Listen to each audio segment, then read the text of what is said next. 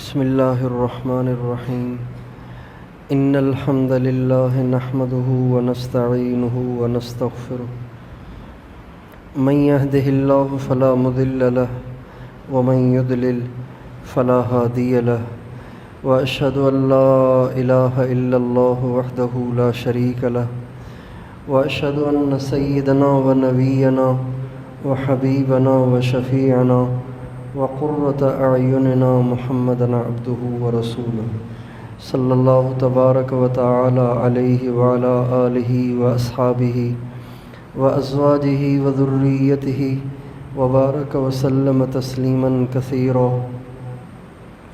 أما بعد فأعوذ بالله من الشيطان الرجيم. بسم الله الرحمن الرحيم. رجال صدقوا ما عاهدوا الله عليه فمنهم من قضى نحبه ومنهم من ينتظر وما بدلوا تبديلا. سبحان ربك رب العزة عما يصفون وسلام على المرسلين والحمد لله رب العالمين. اللهم صل على سيدنا محمد وعلى آل سيدنا محمد وبارك وسلم. میرے محترم بھائیوں اور دوستوں، انسان کی زندگی بہت تیزی کے ساتھ گزر رہی ہے. سورج طلوع ہوتا ہے، ایک نیا دن شروع ہوتا ہے اور کچھ ہی دیر میں غروب ہو جاتا ہے اور دن ختم ہو جاتا ہے. پھر رات شروع ہوتی ہے اور پھر صبح آ جاتی ہے، پھر دن شروع ہوتا ہے، پھر رات آ جاتی ہے. بڑی تیزی کے ساتھ انسان کی زندگی گزر رہی ہے. تو حضرت علی کا ارشاد ہے، افلا ترون الی اللیل والنہار یبلیان کل جدید ویقربان کل بعید. کیا تم دیکھتے نہیں ہو کہ روزانہ دن اور رات ہر نئی چیز کو پرانا کر رہے ہیں اور ہر دور کو قریب کر رہے ہیں. قیامت کی نشانیوں میں سے ایک نشانی ہے کہ وقت کی برکت ختم ہو جائے گی. سال مہینے کی طرح ہو جائے گا، مہینہ ہفتے کی طرح اور ہفتہ ایک دن کی طرح سے ہو جائے گا. اور ہم دیکھ رہے ہیں کہ پتہ ہی نہیں چلتا کیسے سارا دن گزر جاتا ہے. ذہن میں بہت سے پروگرام ہوتے ہیں، بہت سے کام ہوتے ہیں اور دن گزر جاتا ہے، سارے کام ادھورے رہ جاتے ہیں.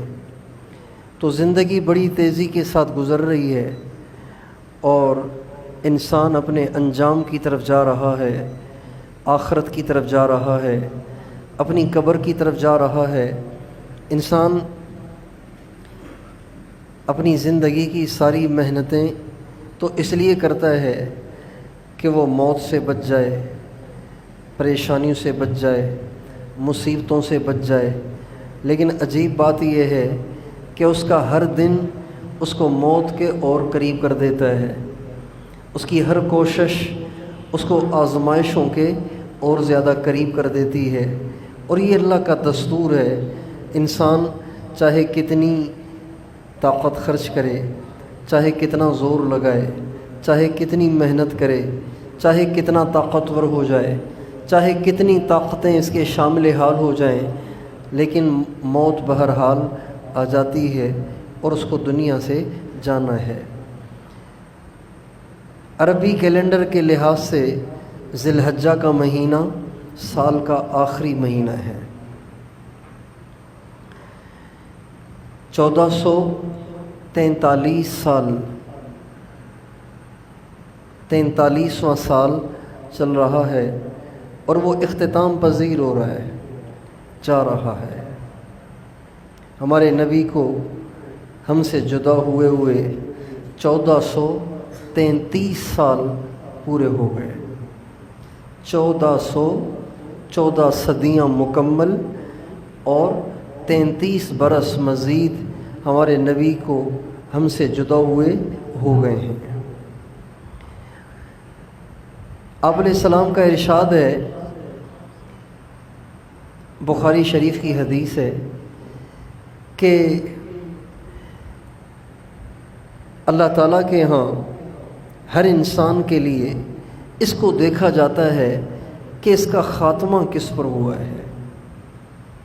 اگر ایک انسان نے ساری زندگی گناہوں میں گزاری ہو، لیکن انتقال سے پہلے اللہ تعالیٰ اس کو سچی توبہ کی توفیق دے دے اور وہ ساری برائیوں سے باز آ جائے، توبہ تائب ہو کر نیک بن جائے، اور پھر اس کے بعد اس کا انتقال ہو، ہمارے نبی کا ارشاد ہے اللہ تعالیٰ اس کے خاتمے کا اعتبار کر کے اس کی زندگی کی ساری کوتاہیاں معاف کر دیتا ہے۔ بلکہ یہاں تک حدیث میں آتا ہے اگر 100 سال کا کافر بھی، 100 سال کا کافر جس نے 100 برس اللہ پاک کے ساتھ شرک کیا، کفر کی زندگی گزاری، لیکن انتقال سے پہلے اللہ تعالیٰ نے اس کو ہدایت دی اور اس نے کلمہ پڑھ لیا، تو ایک کلمہ پڑھنے سے اس کے 100 سال کا کفر معاف ہو جائے گا۔ اعتبار خاتمے کا ہے۔ تو ہمارا 1443واں سال یقیناً کوتاہیوں میں گزرا، غفلت میں گزرا، اللہ کو ناراض کرنے میں گزرا، سنت کی خلاف ورزی میں گزرا، اللہ کی نافرمانیاں کرتے ہوئے گزرا۔ لیکن اگر ہم اس آخری مہینے کے آخری ایام میں اللہ پاک کے سامنے جھک جائیں، توبہ تائب ہو جائیں، اللہ سے اپنی نافرمانیوں کی معافی مانگیں، اللہ تعالیٰ مہربان ہے، اللہ تعالیٰ مہربان ہے۔ ہمارے نبی کا ارشاد ہے التائب من الذنب کمن لا ذنب لہ، جب توبہ کرنے والا توبہ کرتا ہے اللہ تعالیٰ اس کو گناہوں سے ایسے پاک کر دیتا ہے جیسے اس نے کوئی گناہ کیا ہی نہیں ہے۔ یعنی اگر اب اس وقت ان ایام میں کوئی سچی توبہ کر لے، ڈرامہ نہ کرے، فنکاری نہ کرے، منافقت نہ کرے، سچے دل کے ساتھ اللہ تعالیٰ سے معافی مانگ لے، اس کیفیت کے ساتھ کہ یا اللہ اب تک جو کچھ ہوا وہ غلط ہوا، میں اس کی معافی چاہتا ہوں، اب میں تیری نافرمانی سے بچوں گا۔ اگر اس کیفیت کے ساتھ بندہ سچی توبہ کر لے، اللہ تعالیٰ 1443 کا پورا سال اس کا ایسے صاف کر دے گا جیسے پورا سال اس نے کوئی گناہ کیے ہی نہیں، بلکہ صرف 1443واں سال نہیں، اس کی ساری زندگی کو اللہ تعالیٰ گناہوں سے ایسے صاف کر دے گا جیسے اس نے کوئی گناہ کیے ہی نہیں۔ تو پہلی درخواست تو یہ ہے کہ اس وقت ساری امت مسلمہ پریشان ہے، ہم سب کے سب پریشان ہیں، ہر طرف مصائب، آزمائشیں، تکلیفیں اور اللہ تعالیٰ کی طرف سے بلائیں ہیں، امتحانات ہیں، تکلیفیں ہیں، تنگیاں ہیں۔ تو ضرورت ہے اس بات کی کہ ہم سب کے سب اللہ تعالیٰ کے سامنے توبہ طائب ہو جائیں۔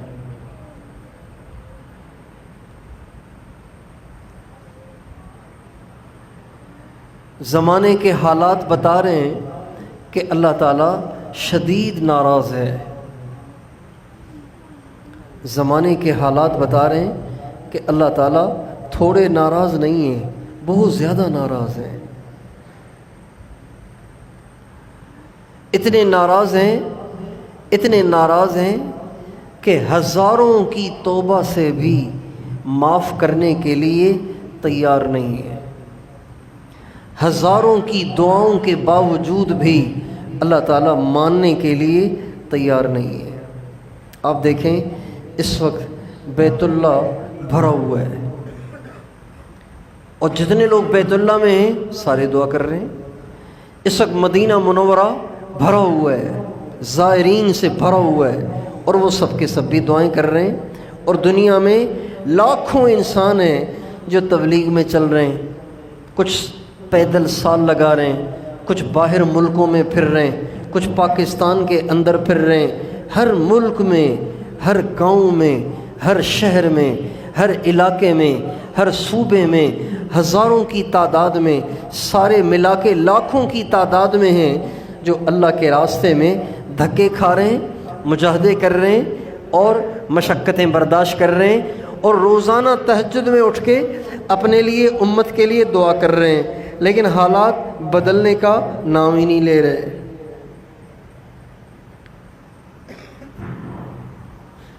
بارشیں ایسی دھواں دار ہیں کہ دیہات و دیہات شہر بھی بہہ گئے، لوگوں کا اربوں روپے کا نقصان ہو چکا ہے، اربوں روپیوں کی فصلیں تباہ ہو گئی ہیں، برباد ہو گئی ہیں، کپاس تباہ ہو گئی،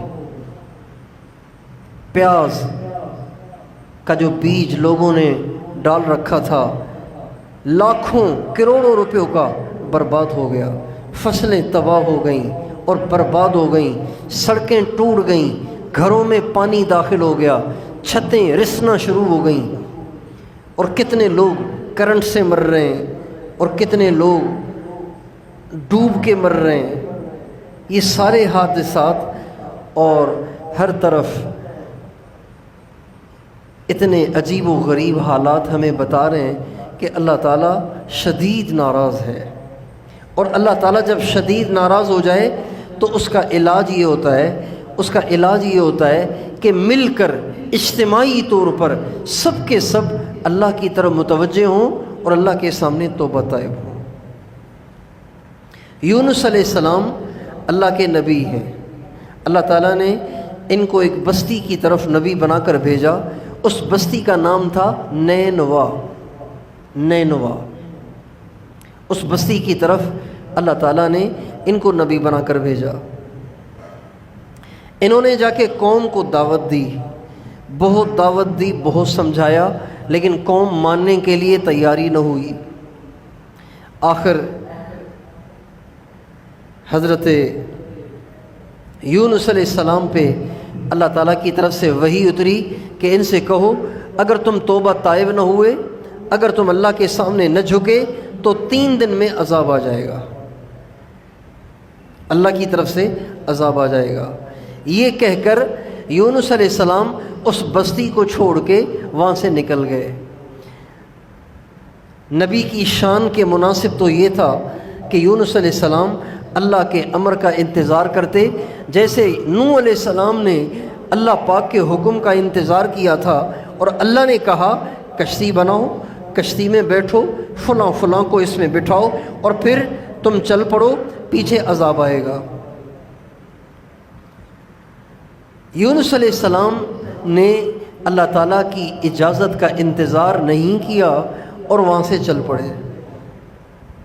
اللہ تعالیٰ اس پہ ناراض ہوئے اور اللہ تعالیٰ نے ان کے لیے بہت بڑی آزمائش بھیج دی کہ سمندر کی مچھلی نے ان کو اپنے پیٹ میں لے لیا۔ سمندر کی مچھلی کا پیٹ بہت گرم ہوتا ہے۔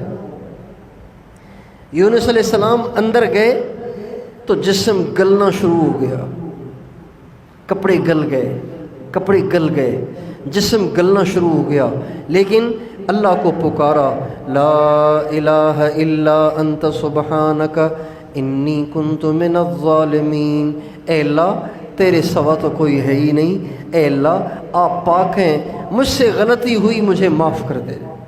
اللہ تعالیٰ کو پکارا۔ ادھر یونس علیہ السلام بستی سے باہر نکل آئے اور بستی میں اللہ پاک کی طرف سے عذاب کے آثار شروع ہو گئے۔ جب آثار شروع ہوئے تو بستی والوں نے کہا ڈھونڈو یونس کو، یونس کہاں ہے، یونس کہاں ہے، یونس کو ڈھونڈو تاکہ ہم توبہ کریں اور اللہ سے معافی مانگیں تاکہ یہ عذاب ہمارا ٹل جائے۔ اب انہوں نے ڈھونڈا تو حضرت یونس تو ملے نہیں، تو کیا کیا؟ اللہ پاک نے ان کے دل میں بات ڈالی، انہوں نے اپنی بیویاں اور بچے لیے، اپنے جانور لیے، آسمان تلے آ کے بیٹھ کے رونے، چیخنے اور چلانے اور توبہ طائب ہونے لگ گئے۔ اللہ تعالیٰ کو ان کے رونے، چیخنے، چلانے اور توبہ طائب ہونے، مرد، عورتیں، بچے، جانور سب کے سب آسمان تلے جب جمع ہو گئے، اللہ کو ایسا رحم آیا کہ آیا ہوا عذاب بغیر نبی کی دعا کے اللہ نے ٹال دیا۔ یونس علیہ السلام تو تھے نہیں، ان کا رونا، ان کا چیخنا چلانا، ان کا زاری کرنا اللہ کو اتنا پسند آیا کہ اللہ تعالیٰ نے بھیجا ہوا عذاب جو آنکھوں سے ان کو نظر آ رہا تھا اللہ نے واپس کر دیا۔ جب اللہ ناراض ہو جائے، جب اللہ ناراض ہو جائے اور اس کی ناراضگی کے آثار ظاہر ہو جائیں تو بندوں کی خیر اس میں ہے کہ سب کے سب اللہ کے سامنے جھک جائیں۔ ہمارے نبی کے ایک صحابی فرماتے ہیں کہ نبی اکرم صلی اللہ علیہ وسلم کے زمانے میں جب کوئی آندھی چلتی تھی، آندھی تیز ہوا چلتی تھی، تو سب کے سب مسلمان مسجد کو دوڑ جاتے تھے اور جا کے اللہ کے سامنے روتے تھے، گڑ گڑاتے تھے اور دعائیں کرتے تھے۔ اب ہم اپنا حال دیکھیں، اتنی بارش ہوئی، سڑکیں بھر گئیں، پانی گھروں میں گھس گیا، کتنے غریبوں کے کاروبار بند ہو گئے، کتنے زمینداروں کی اربوں کی فصلیں تباہ و برباد ہو گئیں، لیکن مسجد میں نہیں آئے، اللہ کے سامنے نہ جھکے۔ اب بھی فیس بک چل رہا ہے، اب بھی یوٹیوب چل رہا ہے، اب بھی نوجوان لڑکے غیر محرم لڑکیوں سے گپیں لگا رہے ہیں، اور اب بھی میوزک بج رہا ہے، اور اب بھی اللہ کی نافرمانیاں ہو رہی ہیں، اب بھی زنا ہو رہا ہے، اب بھی شرابیں پی جا رہی ہیں، اب بھی جوا کھیلا جا رہا ہے، اب بھی غیر محرموں سے تعلق بڑھائے چلے جا رہے ہیں۔ میرے محترم بھائیوں اور دوستوں، اب بھی ہماری عورتیں بے پرد ہیں۔ بتائیے جب ہمارا حال یہ ہوگا تو اللہ تعالیٰ ہمارے عذاب کو ہٹائے گا یا بڑھائے گا؟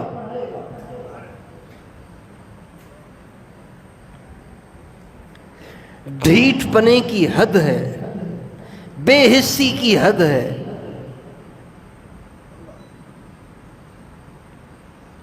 یعنی ہمارے انداز سے تو ایسے لگ رہا ہے جیسے ہم اللہ سے کہہ رہے ہیں اللہ جو چاہے کر، ہم نے نہیں تیری طرف آنا۔ کیا کر لیں گے آپ؟ بارش برسا کے ہمارے گھر ڈبوئیں گے نا، ہماری فصلیں برباد کریں گے نا، کر لیں آپ۔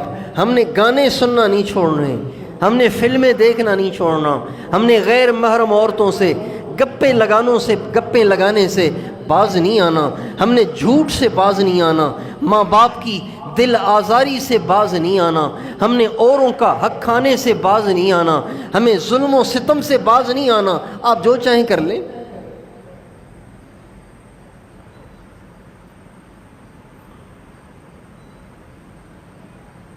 میرے دوستو، ہم کتنے خطرے میں جا رہے ہیں۔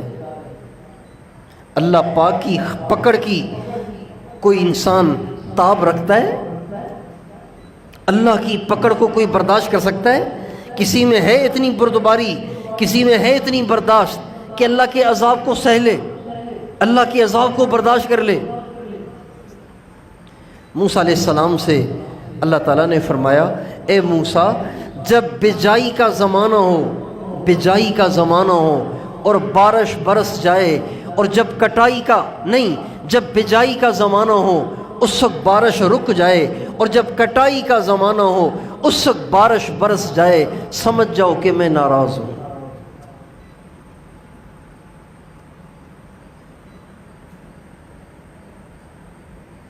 اگر بارشیں چند ہفتے مؤخر ہو جاتی تو کپاس بچ جاتی، یہ بارشیں چند ہفتے مؤخر ہو جاتی، دیر سے ہوتی تو کپاس بچ جاتی، فصلیں بچ جاتی، اربوں کے نقصان سے بچ جاتے، لیکن بارشیں ہو کر ایسی بارشیں ہوئیں کہ فصلوں میں گھٹنوں سے اوپر پانی کھڑا ہوا ہے۔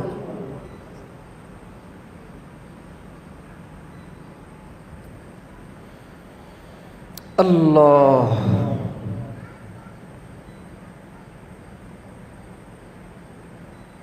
میرے بھائیوں، جب اللہ ناراض ہو، جب اللہ کی ناراضگی کی نشانیاں ظاہر ہوں، تو بندے کی خیر اس میں ہے کہ وہ اللہ کے سامنے جھکے، اللہ کے سامنے زاری کرے، اللہ پاک سے معافی مانگے۔ ہر طرف چیخو پکار ہے، ہر طرف پریشانی ہی پریشانی ہے، لیکن کوئی اکا دکا شاید گھر ہو تو ہو، ورنہ عام طور پر گھروں میں غفلت ہے۔ کوئی ماں اپنے بچوں کو لے کر، کوئی مرد اپنے سارے گھر کو لے کر استغفار کرنے نہیں بیٹھتا کہ آؤ بچوں اللہ سے معافی مانگیں، اللہ ناراض ہو گیا ہے۔ کوئی ماں اپنے بچوں کو لے کے نہیں بیٹھتی، آؤ بچوں اللہ سے استغفار کریں، اللہ ناراض ہو گیا ہے۔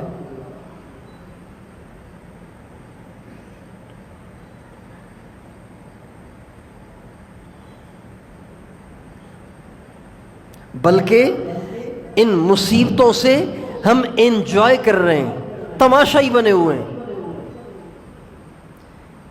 کراچی کی ویڈیوز بنا کر شیئر کر رہے ہیں، کراچی میں اتنا پانی کھڑا ہوا ہے۔ حیدرآباد کی ویڈیوز بنا کے شیئر کر رہے ہیں، دیکھو حیدرآباد میں کیسے گاڑیاں پانی میں کھڑی ہوئی ہیں۔ حالہ کی ویڈیوز بنا کے اسے واٹس ایپ پہ، فیس بک پہ شیئر کر رہے ہیں، دیکھو حیدرآباد میں حالہ میں کیا ہو رہا ہے۔ میرے دوستو، ویڈیو بنا کر فیس بک پہ شیئر کرنے سے کیا بارش رک جائے گی؟ کیا یہ عذاب ٹل جائے گا؟ کیا یہ پانی خشک ہو جائے گا؟ کیا اللہ کی ناراضگی ختم ہو جائے گی؟ جو کرنے کے کام ہیں وہ نہیں کر رہے۔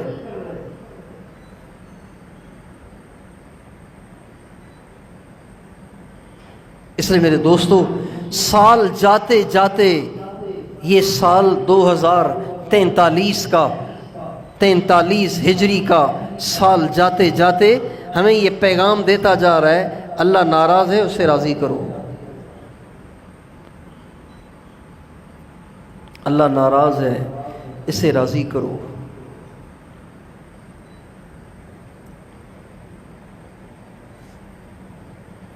اور اللہ پاک کو راضی کرنے میں 1 روپے کا خرچہ نہیں ہے۔ اللہ کو راضی کرنا دنیا کے سارے انسانوں سے زیادہ آسان ہے، بشرطے کہ رجوع سب کے سب کریں۔ اب یہ مسجد میں بیٹھے ہوئے چند لوگ اگر رو دھو کے اللہ سے معافی مانگ لیں تو ساری دنیا میں ہونے والی فحاشی اور عریانی تھوڑی معاف ہو جائے گی؟ وہ نہیں جھکیں گے تو کیسے معاف ہوگا؟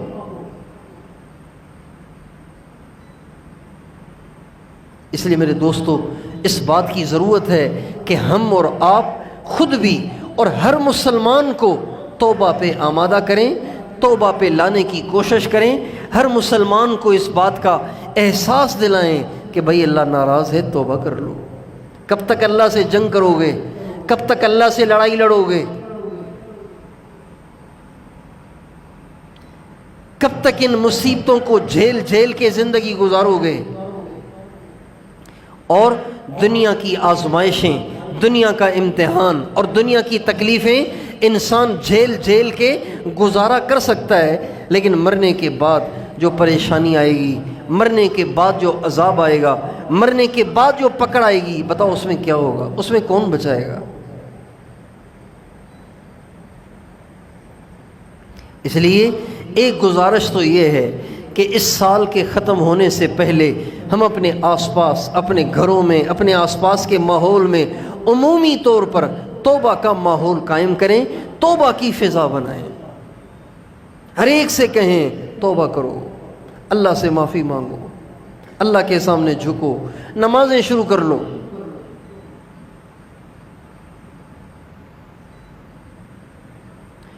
اور ان بارشوں میں جن جن کا مالی نقصان ہوا ہے، جن جن کا مالی نقصان ہوا ہے، یہ مالی نقصان اللہ کا حق ادا نہ کرنے کی وجہ سے ہوا ہے۔ جو زمیندار عشر نہیں دیتے، اللہ ان کی فصلوں کو تباہ کرے گا۔ جو زمیندار عشر نہیں دیں گے، اللہ ان کی فصلوں کو تباہ کرے گا۔ کبھی بارشیں برسا کے تباہ کرے گا، کبھی سیلاب بھیج کے تباہ کرے گا، کبھی کیڑے لگا کے تباہ کرے گا، کبھی اوروں کے ذریعے سے آگ لگوا کے تباہ کرے گا، کبھی کسی اور طریقے سے کرے گا۔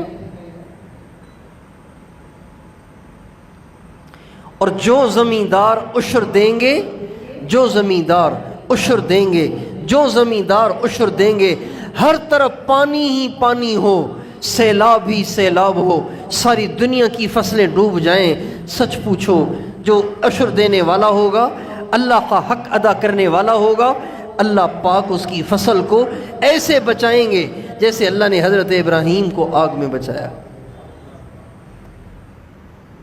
پکی بات ہے۔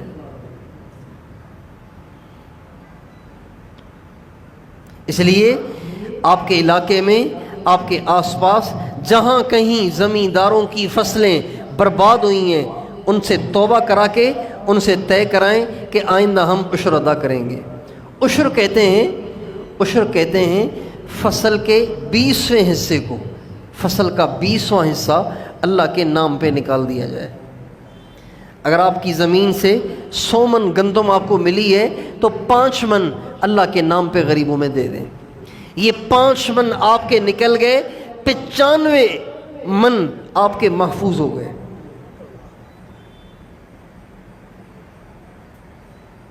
زمیندار عشر نکالیں، مالدار زکوٰۃ نکالیں۔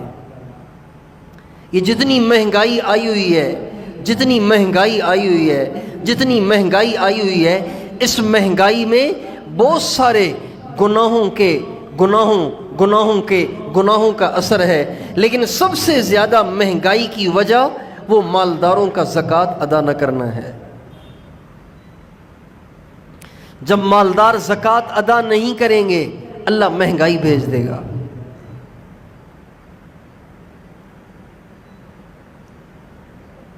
انسان کتنا بے وقوف ہے، کتنا ناسمجھ ہے کہ بارش سے ساری فصل برباد کروائے گا لیکن 5 من اللہ کے لیے نہیں نکالے گا۔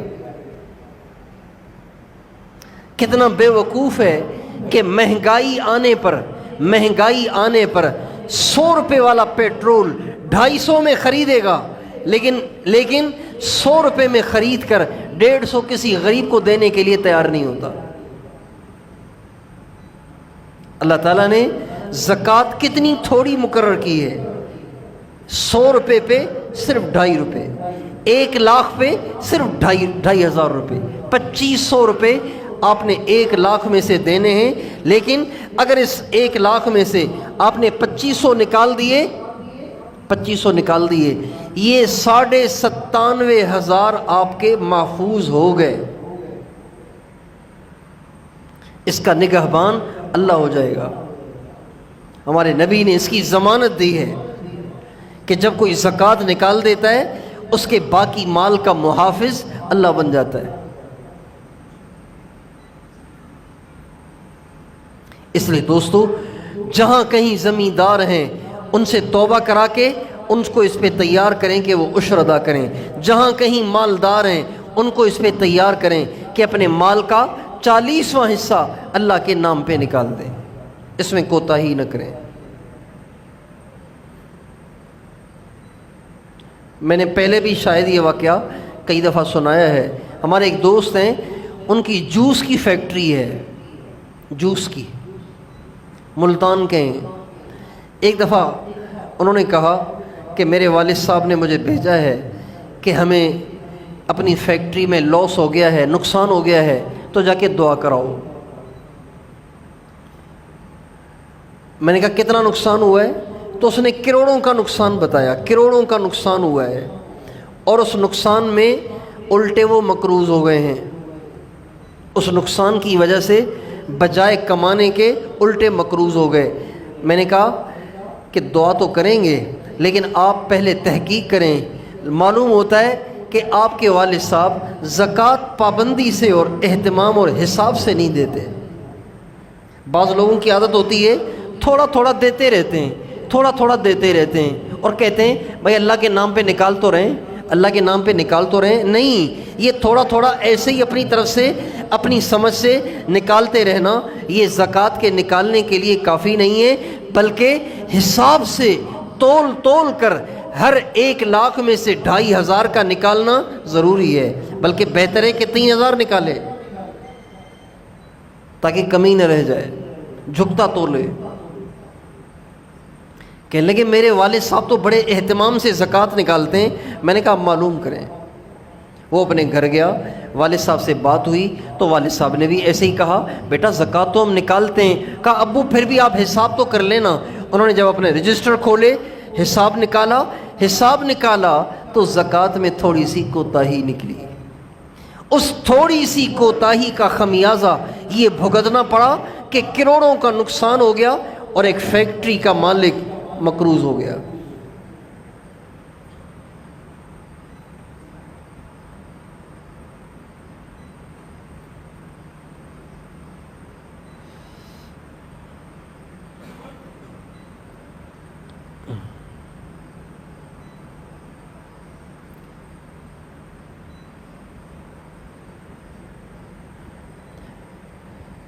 تو یہ بات ضرور ذہن میں رکھیں، زمینداروں سے توبہ کرائیں کہ وہ عشر دیں، مالداروں سے توبہ کرائیں کہ وہ زکوٰۃ نکالنا شروع کریں۔ پاکستان کے 51% مسلمان زکوٰۃ دینے شروع ہو جائیں، اللہ تعالیٰ مہنگائی کو ایک دم گرانا شروع کر دے گا۔ 50 سے 1% اوپر اکثریت جب نیکی پہ آ جاتی ہے، اللہ تعالیٰ پھر پکڑتے نہیں ہیں۔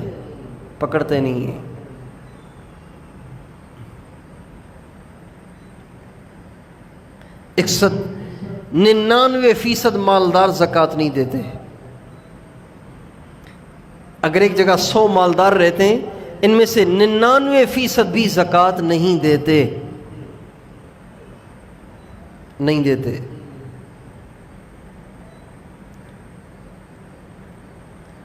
تو اس کی کوشش فرمائیں گے انشاءاللہ، مالداروں کو زکوٰۃ دینے پہ تیار کریں گے۔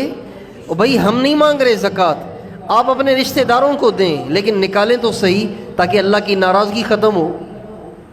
عشر ہمیں نہ دیں، اپنے رشتہ داروں کو دیں، لیکن نکالیں تو صحیح تاکہ اللہ کی ناراضگی ختم ہو۔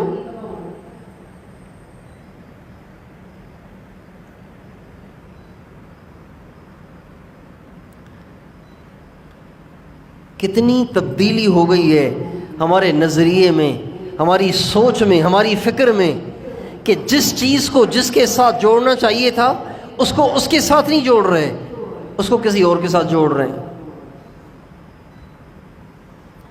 بھائی چلو مہنگائی تو کی حکومت نے، چلو اس کو گالیاں دے رہے ہیں، یہ بارش ایسی دھواں دھار کہ سڑکیں بھی ڈوب گئیں، گھر بھی ڈوب گئے، فصلیں بھی برباد ہو گئیں، اس میں بھی کسی حکومت کا دخل ہے؟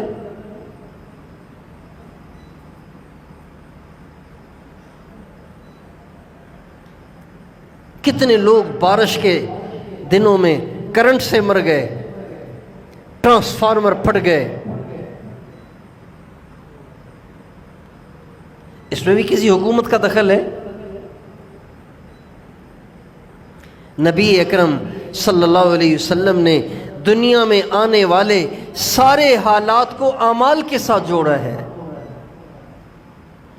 اس لیے ہمیں اپنی سوچ یہ بنانی ہے کہ یہ جو مصیبت آئی ہے، اس کی وجہ کون سا عمل ہے، اس کو آپ تلاش کریں، اس کو ٹھیک کریں۔